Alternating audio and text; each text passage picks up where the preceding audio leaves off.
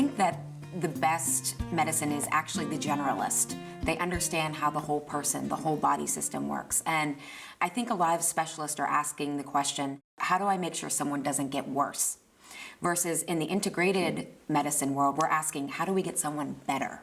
And those are two different questions that lead you down two very different paths. Mm-hmm. And also, I think specialists and conventional doctors, they only get about 20 hours of nutrition on average. Actually, much less. Oh, okay.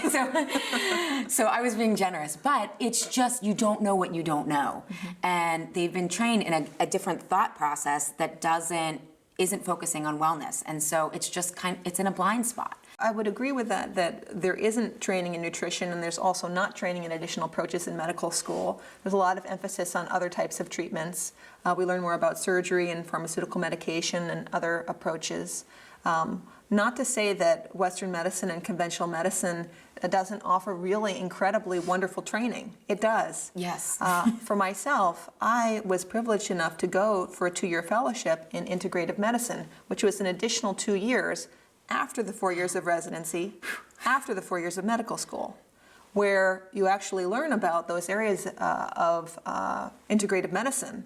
So that's hands-on medicine, it's biological medicine, meaning things that you put in your mouth from the role of diet, it's the role of supplements, it's the alternative medical systems, it's the mind-body medicine, it's the other areas that are part of integrative medicine. So that actually takes training, that takes time. How do those herbal supplements interact with pharmaceuticals? So we need to understand that. And there are a list of herbal supplements that should not be used at the same time someone's going through chemotherapy.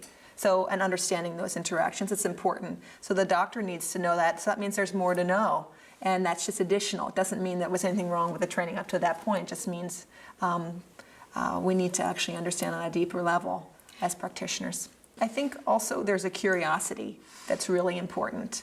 And when I work with someone who is working with cancer, oftentimes there's a lot of fear. Yes. And they have an opportunity to work with their own fear. And one of the antidotes to working with fear is curiosity. Mm. And that's actually can be true for the conventional medical doctor who is afraid of all this newfangled stuff that they don't understand and their patient is coming in and telling them about.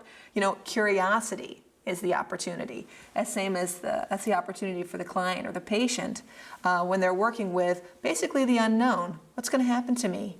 Is this going to come back? I mean, am I eventually going to die from this?